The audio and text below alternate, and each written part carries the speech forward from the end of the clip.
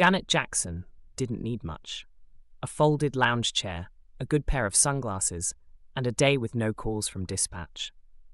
That was all she'd asked for. After 3 straight weeks of back-to-back shifts and enough internal meetings to make anyone question their career choice, this Saturday felt like the first real breath she'd taken in a while. It was just past noon when she stepped out her back door, sliding on a pair of sandals and cradling a water bottle under her arm. She lived in a small gated community in Boulder, Colorado. Quiet, middle income, mostly families, retirees, and a few tech folks who liked the suburbs. She'd lived here for over 9 years, bought the house outright, knew every board member of the HOA by name. So when she walked the short distance down to the shared pool, she felt like she belonged, because she did. Janet wasn't in uniform. She was off duty, and it showed. Her long-sleeve tee hung loose over black capri joggers, and her hair was tied up in a quick bun. No makeup, no badge. She looked like someone's tired mom, and that was exactly what she wanted, normalcy. She stepped through the iron gate and waved at the lifeguard, a college kid named Marcus, who'd greeted her a dozen times before. He gave her a nod and a, "Good afternoon, Miss Jackson." She smiled, found a chair near the shallow end, and sat down with a quiet sigh. The pool was only half full. A couple of older couples were reading paperbacks. Kids splashed near the edge, and a young mom in a sundress was trying to coax her toddler into floaties. It was peaceful, warm, still. Janet closed her eyes for a moment. She wasn't thinking about work. Not about the officer who'd filed a late report. Not about the new recruits she was supposed to evaluate. Not about the politics from City Hall. Just the sun, the occasional burst of laughter, the rhythmic splashing of water. Minutes passed. She wasn't asleep, just resting. Then footsteps, one's coming closer. She opened her eyes slowly. A tall white man in khaki shorts and a tucked-in polo shirt was standing not far from her chair. He wasn't smiling, wasn't holding a towel. Didn't look like someone enjoying a day at the pool. He looked like someone looking for a problem. "Excuse me," he said, his voice laced with polite sarcasm. "Do you live here?" She blinked, sat up slightly. "Yeah, I do." "Really?" he replied, folding his arms across his chest. "Because I've never seen you here before. This pool's for residents only." Janet studied him. No one else seemed to notice the conversation yet. She looked him over, newly printed HOA pamphlet peeking out of his pocket. Not a drop of sweat on him. Maybe this was his first summer here. "I live 3 houses down," she said calmly. "Been here almost a decade." He gave a short laugh, the kind that was less about humor and more about disbelief. "Right, and you just happened to wander in?" "No," she replied, still seated. "I use the gate like everyone else." The man's jaw tightened slightly. "You know, we've had some issues with people sneaking in from outside. You'd understand why I have to say something." Janet tilted her head. "What's your name?" He hesitated for a beat. Greg Morrison. I just moved in last month, and I take the rules pretty seriously." She nodded slowly. "Well, Greg, I live here. If you'd like to check the HOA directory, you'll find me listed, Janet Jackson." He didn't move. Instead, he looked over his shoulder like he expected someone to back him up. No one was paying attention yet.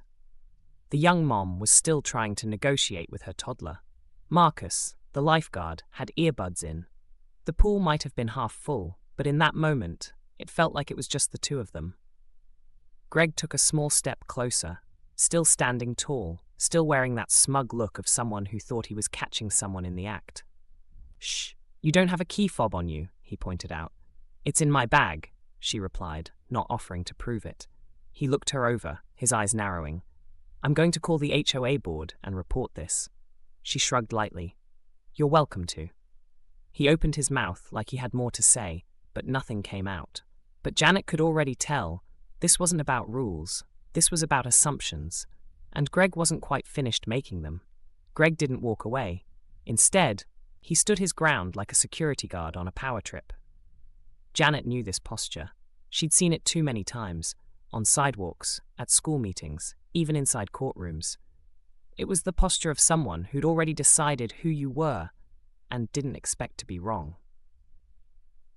"I just think it's odd," he continued, now pacing slightly, "that I've been here a whole month and I've never seen you once. You'd think neighbors would have run into each other by now." Janet leaned back in her chair. Or maybe you've just been looking in the wrong direction. That didn't sit well with him. He let out a quick scoff. Right, look, you can make this easy, or we can call security and figure it out that way. She didn't move. Greg, I told you I live here. His voice got sharper. I don't need attitude. And I don't need to be interrogated at my own pool, she said calmly, her eyes never leaving his face. There was a pause. The air around them was still relaxed, but the conversation had a weight. Now a few people started to glance over, not stare, just flickers of attention. That's all it takes sometimes. Greg gestured toward her bag. So why not just show me your fob then? Because I don't owe you anything, she replied. I'm not about to prove something to a man who decided I don't belong here before I even said a word. That struck a nerve. A muscle in his jaw twitched, but he stayed on script. You're making this harder than it needs to be. If you have nothing to hide, then what? She cut in. You'll let me stay? He hesitated, surprised that she'd spoken up so directly. Janet wasn't angry, not yet, but she'd spent over 25 years in law enforcement. She'd trained officers in conflict de-escalation. She knew exactly what Greg was doing, trying to control the narrative, force compliance, make her smaller so he could feel taller. I don't need your permission, she added. At that moment, an older man in a baseball cap from a nearby lounge chair turned his head. He'd been reading a paperback, but clearly couldn't ignore the tension anymore. You all right over there, Janet? He asked. Greg blinked. Janet nodded to the man. I'm good, Carl. Thanks. Greg looked between them. The shift was almost imperceptible, but it was there. The realization that someone else recognized her, that maybe she wasn't the outsider he thought she was. Still, his pride wouldn't let him back off just yet. I just don't see why it's a big deal to confirm, Greg muttered, now quieter but still persistent. This place has rules for a reason. Janet sat up a little straighter. Her voice stayed low. You saw a black woman sitting alone and decided something was off. You didn't ask. You accused. You didn't check facts. You made assumptions. And now you're doubling down because you're embarrassed. He opened his mouth, but nothing came out. Not right away. It's not about that. Then what is it about? She asked, genuinely curious. Because you walked over here like a mall cop with something to prove. That stung. His mouth twitched. He looked over at Carl, then back at her. The pool was quieter now. Conversations hadn't stopped entirely, but there was a shift in the mood. Awareness. A few people were listening without looking like they were. I didn't mean to come off wrong, Greg said finally, though the apology didn't sound like one. I just care about the community, that's all. And I've been part of this community longer than you've known how to spell the zip code, she said. Another pause. He didn't know what to do with that. She waited. He cleared his throat and took a step back, as if preparing to walk away. But his ego had one more line to get out. Look, he said, voice slightly strained. If you really live here, I guess there's no harm in showing proof. That's all I'm saying. But Janet wasn't going to play by Greg's rules. And soon enough, she wouldn't have to say a word to prove who she was. Greg lingered. He wasn't yelling. He wasn't swearing. But Janet knew this kind of confrontation didn't need volume to be aggressive. It was the way he positioned himself, blocking the sun a little, always just close enough to make his presence known, but far enough that it couldn't quite be called harassment. She let him stew in his own awkward silence for a few seconds before reaching into her tote bag, not for her badge yet, but for her water bottle. She unscrewed the top, took a sip, then calmly leaned back again like she had all the time in the world. I don't know what you think is going to happen here, she said without looking up. Greg crossed his arms. I think you're making this into something it doesn't have to be. She looked at him now. No, I think I'm watching you make it into something. You walked up with assumptions, and now you don't know how to back out without looking foolish. From across the pool, someone was watching. A teenager, maybe 16 or 17, sitting at the edge of the water with her phone in hand. She wasn't filming yet, but her attention was clearly fixed on the conversation. Janet noticed. So did Greg. Is this where you're going to make a scene? He asked, trying to turn the tables. No. Janet replied. But you already are. Marcus, the lifeguard, finally noticed the energy shift. He pulled out one earbud and sat up a little taller. He wasn't getting involved yet, but even he could sense the situation teetering. Greg exhaled through his nose and shook his head. Unbelievable. I try to look out for the community, and this is what I get. Janet raised her eyebrows. No, what you're getting is pushback because you're not looking out for anyone. You're trying to control a space you just moved into. He scoffed loudly. Wow, okay, so now I'm the bad guy. You're the loud guy, she corrected.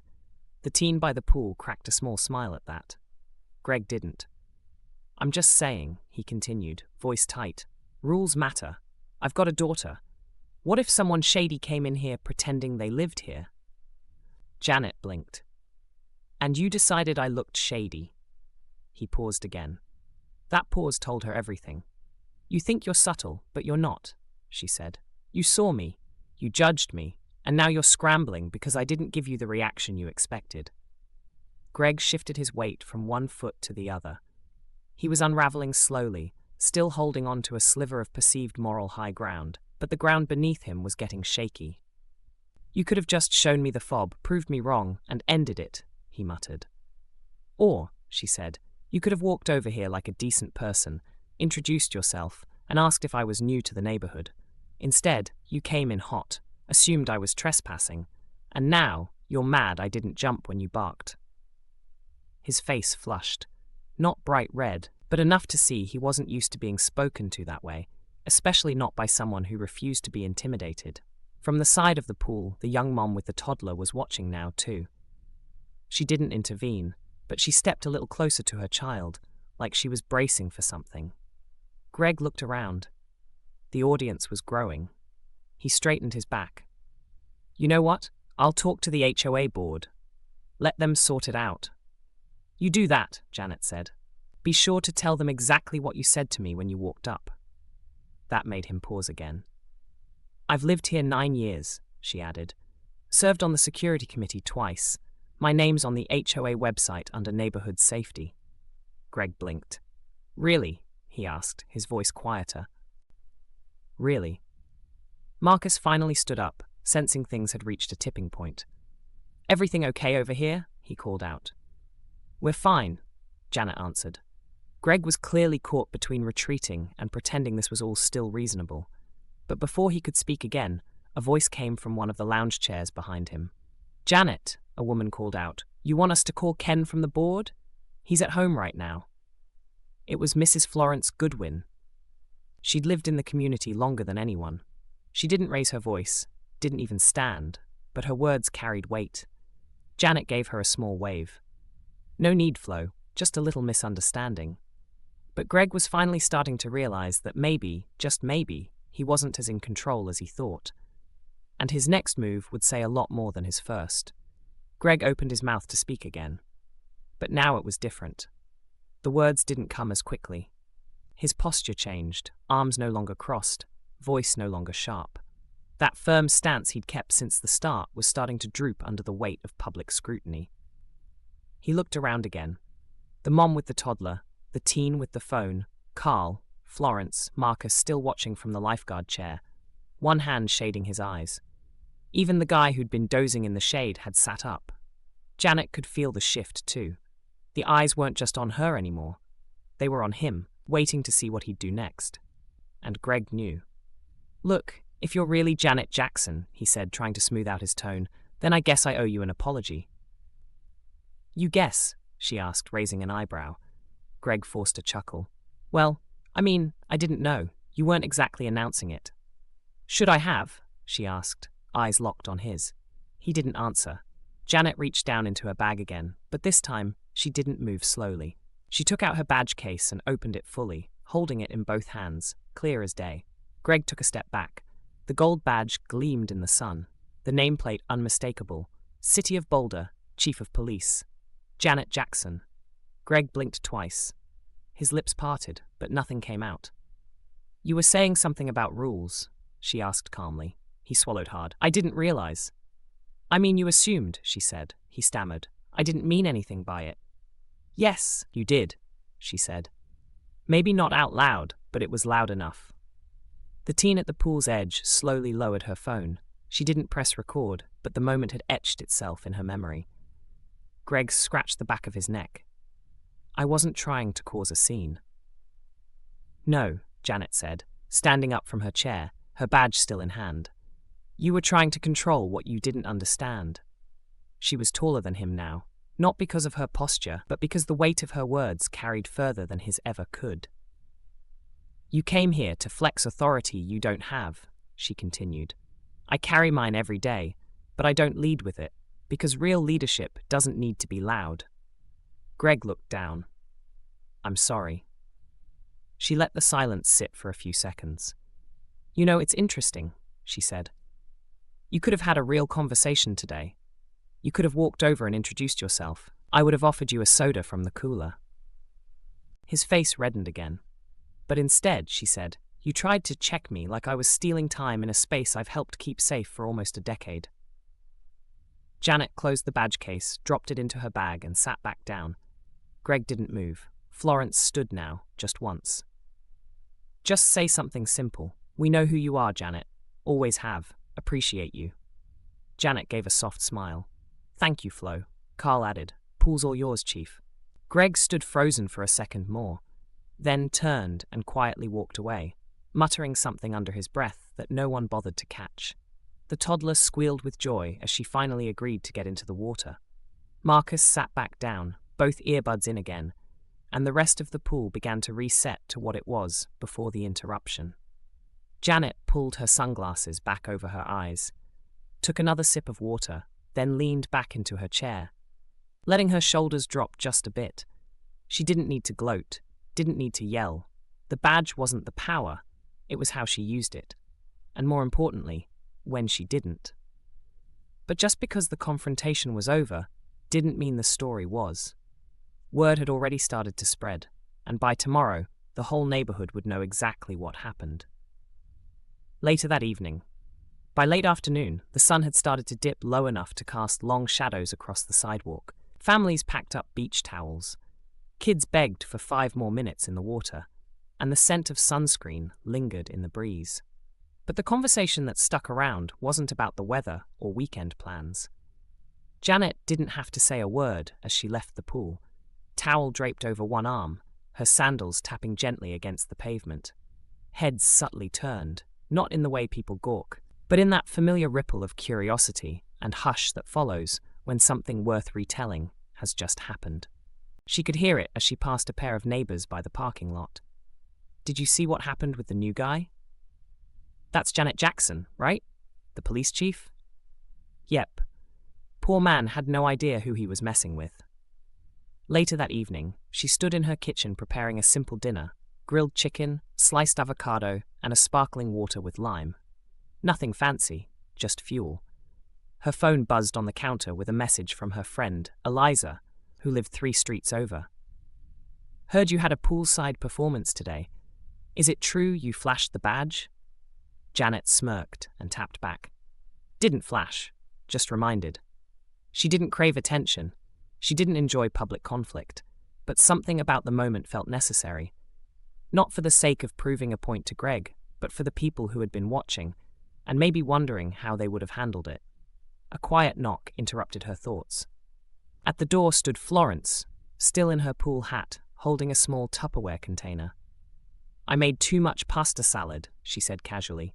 Figured you could use a break from cooking. Janet took it with a warm smile. Thank you. That's kind of you. Florence lingered for a second, then said, You handled him well.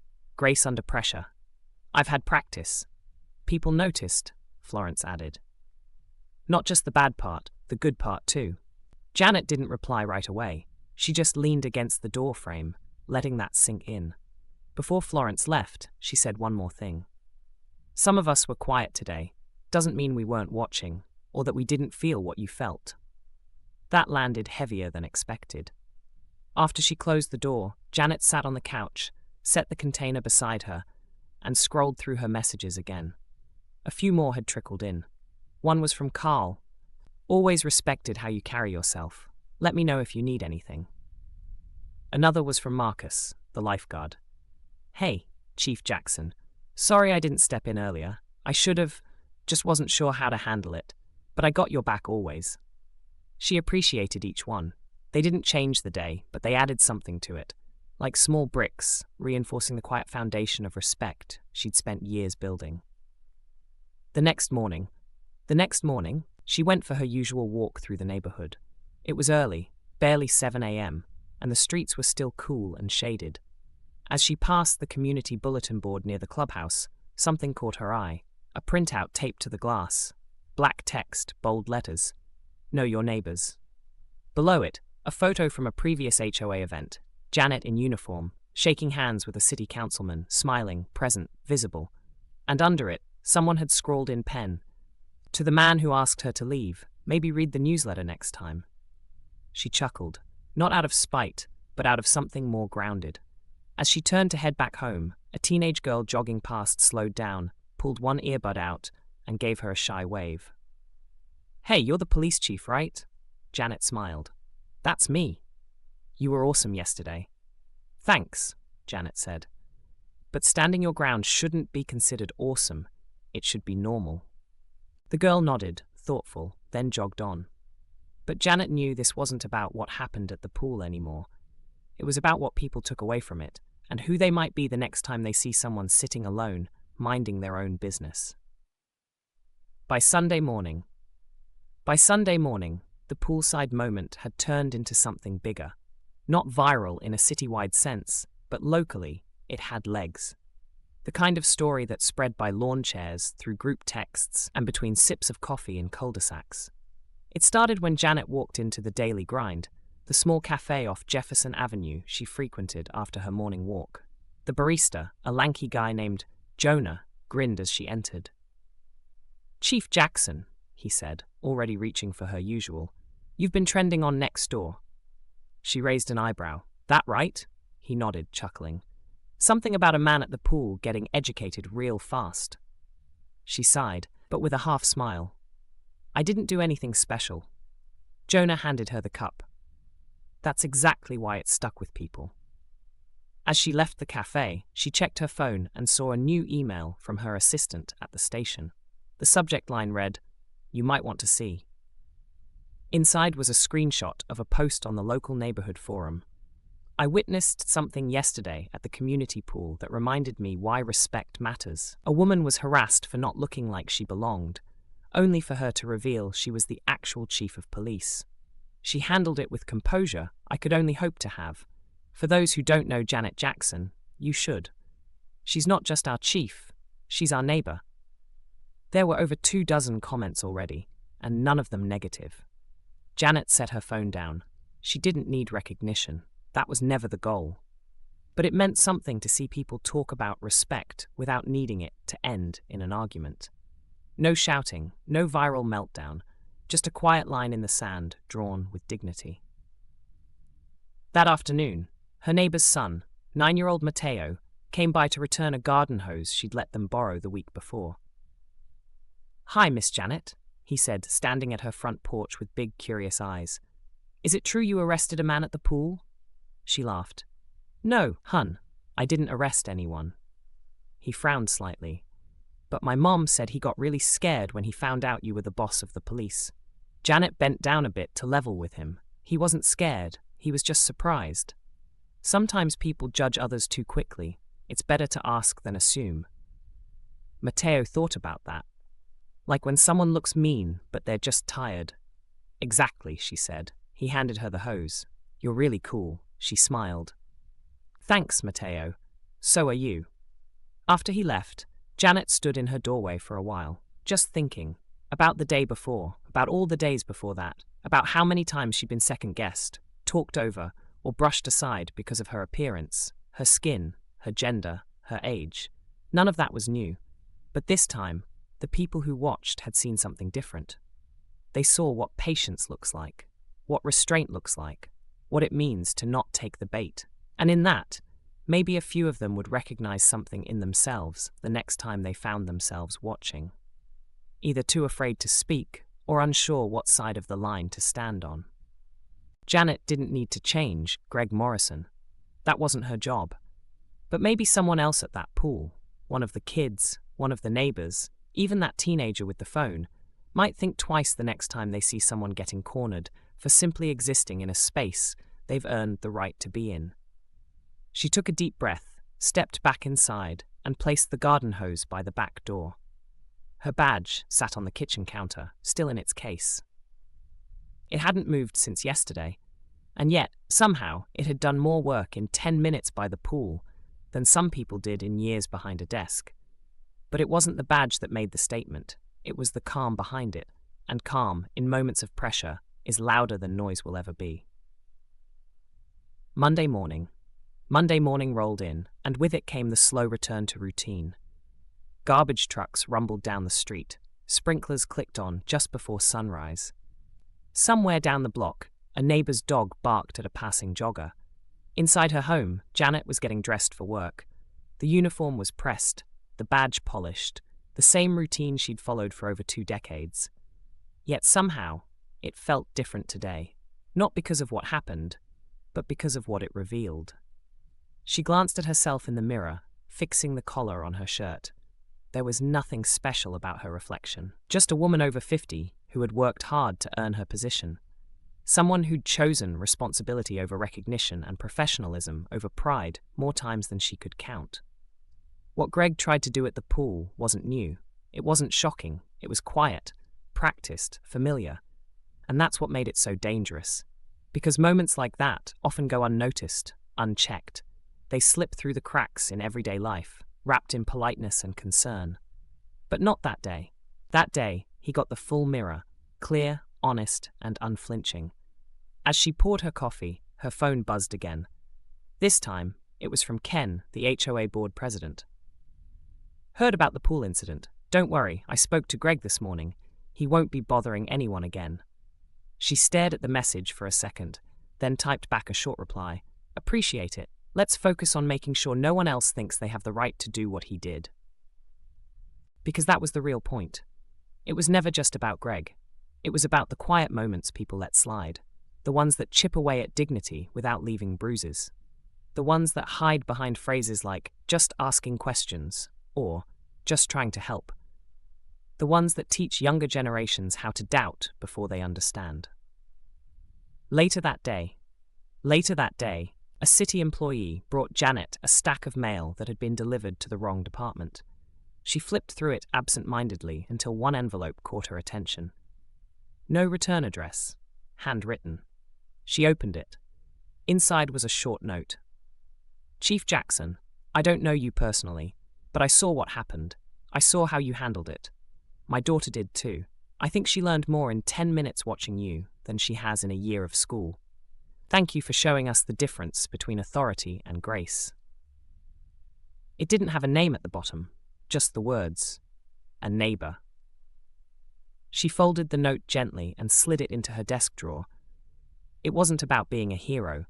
Janet didn't believe in that word. It was about being present, holding the line, not just for herself, but for every person who's ever been made to feel small in a space they had every right to exist in. And the next time someone tries to use arrogance as authority, she hoped they'd remember her. Because sometimes, silence can speak louder than shouting. And a calm, I live here, can hit harder than any comeback. Final thoughts. So if you ever find yourself in Janet's shoes, in a moment where someone decides you don't belong, remember this. You don't have to raise your voice to stand your ground. You don't need to prove yourself to someone whose mind is already made up. And you definitely don't need to shrink so someone else can feel big. Carry yourself with the quiet Kiowa, the kind that speaks for itself.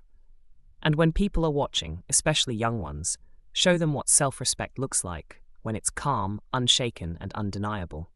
Because in the end, dignity doesn't need permission. It just is.